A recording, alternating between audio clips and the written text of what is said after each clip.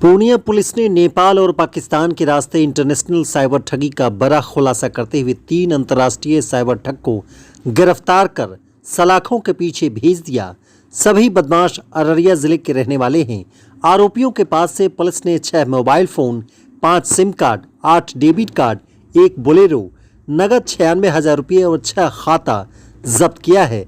SP Aamir Javed ने press वार्ता करते हुए घटना की जानकारी दी। उन्होंने कहा कि इन सभी साइबर अपराधियों को पाकिस्तान से हैंडलिंग किया जाता था।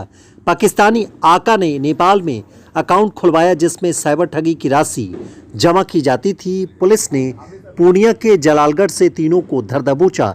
एसपी ने आगे कहा कि नेपाल में अकाउंट खुलवाने वाले को जमा राशि का 2% जबकि अररिया के भारतीय एजेंट को 5% कमीशन दिया जाता था। पाकिस्तान से नेपाली खाते में राशि भेजी जाती थी, वहां से भारत में विभिन्न अकाउंटों में रुपया भेजा जाता था। पाकिस्तान से नेपाल के खाते में 50 लाख रुपए की राशि भेजने का पता चला है। एसपी ने कहा कि ये सभी पहले मर्डर कांड से जुड़े थे, बाद में पाकिस्तानी एजेंट से फोन के माध्यम से संपर्क कर ठगी गिरोह के कनेक्शन से जुड़ गए। गिरफ्तार अपराधियों में अररिया जिले के कुर्साकाटा थाना वार्ड नंबर 5 निवासी मोहम्मद रहमान का पुत्र मोहम्मद साकिम, वार्ड नंबर 9 निवासी महादेव प्रसाद का पुत्र सुशील कुमार और फारबिसगंज थाना रामपुर वार्ड नंबर 3 निवासी एनामुल हक का पुत्र मोहम्मद शहनवाज शामिल है। इन सभी को गिरफ्तार कर जेल भेज दिया गया। यह रुपया हवाला का है या आतंकी फंडिंग का, इसकी गहन छानबीन की जा रही है। ये पूरा घटनाक्रम इस तरह हुआ कि 1 तारीख को एक व्यक्ति आए, उन्होंने बताया कि उनका मोबाइल गुम हो गया है जिसमें उनका पे फोन है। उसके बाद हमारी टीम ने उसको फॉलो किया। पे फोन से उनके फ्लिपकार्ट के माध्यम से कुछ सामान ऑर्डर किया गया,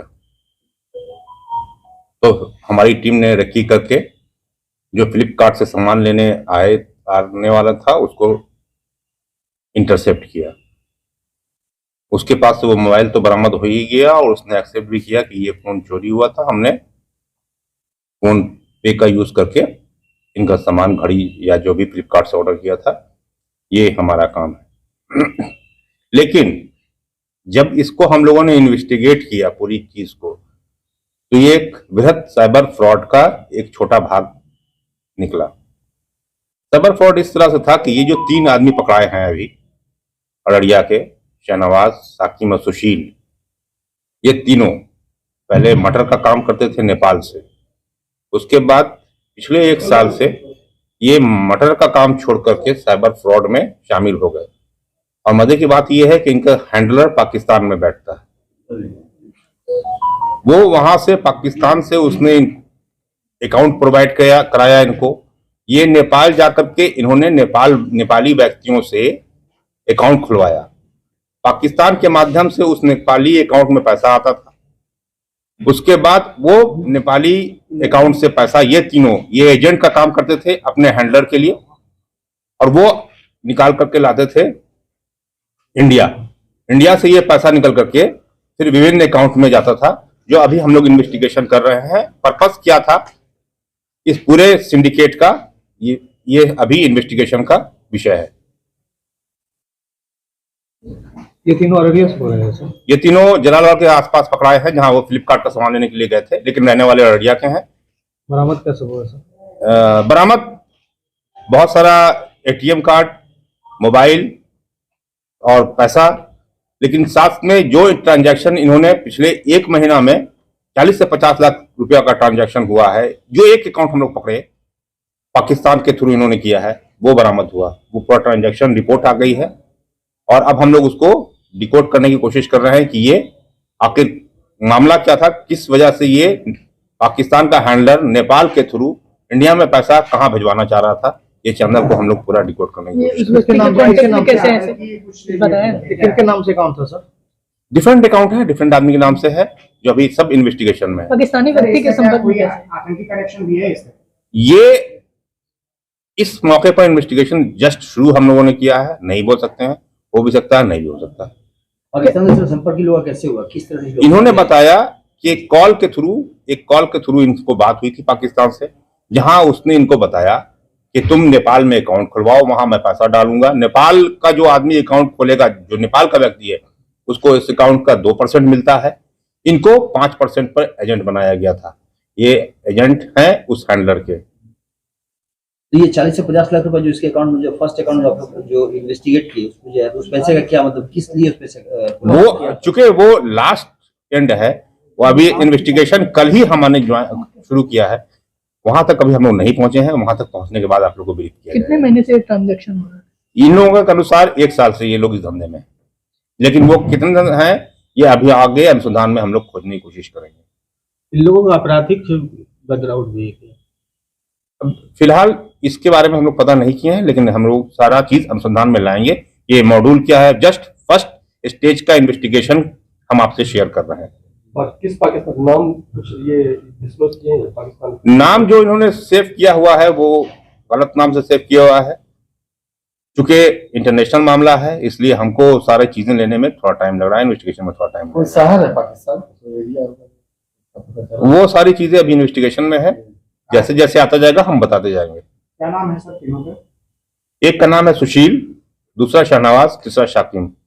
तीनों अररिया का ही है। तीनों अररिया के हैं। क्या सर, आपको क्या लगता है, ये टेरर फंडिंग है या हवाला का रुपया है या हम प्रिजम्पशन पर कोई बात नहीं बोलते हैं, बिल्कुल नेसेंट स्टेज में है पूरा इन्वेस्टिगेशन।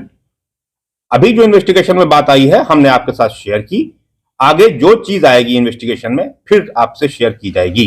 क्या इसका कभी पाकिस्तान आना जाना भी हुआ है? इन लोगों ने अभी नहीं बताया है, लेकिन इनका पासपोर्ट या और ट्रैवल डॉक्यूमेंट्स हम लोग देखेंगे तभी हम आपको बता सकते हैं। इन लोगों ने कहा कि नहीं हम लोग नहीं गए हैं अभी तक, सिर्फ नेपाल से इन लोगों का कनेक्शन था, नेपाल में इनका अकाउंट खुलवाना और फिर उसको पैसे को इंडिया में लाना और इंडिया से फिर उसको वापस पाकिस्तानी हैंडलर के बताए हुए अकाउंट में डलवाना इनका काम था।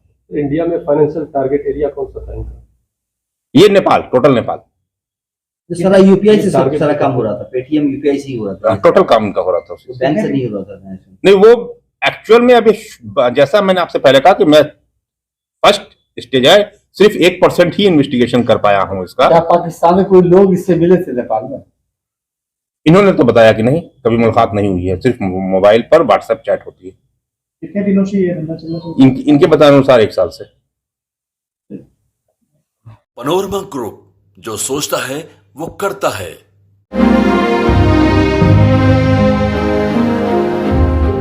कैसे चल रही है तेरी तालाब वाली फिशिंग? क्या कंपटीशन की तैयारी तालाब वाली फिशिंग की तो है। जॉब्स कम, एप्लीकेंट ज्यादा। क्या हुआ, मिर्ची लगी? हाँ? अगर लाइव बनानी है ना तो मेरी तरह अरीना एनिमेशन से स्किल ले और ज्वाइन कर एनिमेशन और वीएफएक्स इंडस्ट्री। अगर जॉब्स के लिए कहीं कंपटीशन नहीं है तो वो है मीडिया और एंटरटेनमेंट इंडस्ट्री, और उसके लिए बेस्ट प्रिपेयर करता है अरीना एनिमेशन। अरीना एनिमेशन, अब सेटल हो जाओ।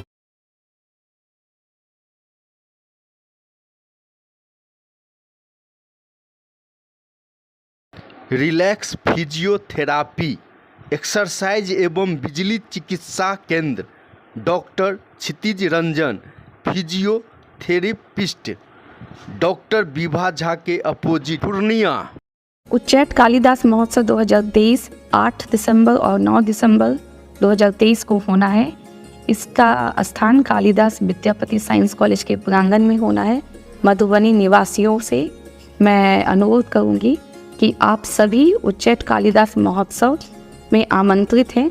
साथ ही साथ मैं उन्हें ये भी कहूँगी, आप 8 और 9 दिसंबर की शाम को कालिदास विद्यापति साइंस कॉलेज के प्रांगण में आएँ और जो कार्यक्रम है उसका आनंद उठाएं। बिजली गिराने में हूँ आई। नमस्कार, मैं ज्योति ठाकुर आ रही हूँ आपके अपने शहर में 9 दिसंबर को मधुबनी बेनीपट्टी उच्चैठ कालिदास महोत्सव में परफॉर्म करने के लिए। इस कार्यक्रम के लिए मैं डीएम मधुबनी श्री अरविंद कुमार वर्मा जी, डीडीसी साहब विशाल राज जी और एसडीएम साहिबा बेनीपट्टी मनीषा मैम के साथ साथ पूरे मधुबनी जिला प्रशासन का तहे दिल से धन्यवाद करना चाहूंगी। का विकास झा और मैं आ रहा हूँ 8 दिसंबर को उच्चैठ कालिदास महोत्सव में। आजू मिथिला नगरिया निहाल सखिया। नमस्कार, मैं कंचन किरण मिश्रा 8 दिसंबर को मधुबनी बेनीपट्टी उचैठ कालिदास महोत्सव में परफॉर्म करने के लिए आ रही हूँ। इस कार्यक्रम में मुझे अपनी प्रस्तुति देने का जो सुअवसर मिला है, उसके लिए मैं मधुबनी के डीएम और डीडीसी सर के अलावा एसडीएम बेनीपट्टी मनीषा मैम के साथ साथ मधुबनी के पूरे जिला प्रशासन का दिल से धन्यवाद करती हूँ। नमस्कार, हम अहाँ सबके Ravi Sudha Chaudhary, Bollywood actor and producer. हम मिथिला खबर देखे वाला सब दर्शक की अनुरोध करैछ कि अहाँ सब ई चैनल के सब्सक्राइब करू, लाइक करू और ढेर सारा प्यार दू।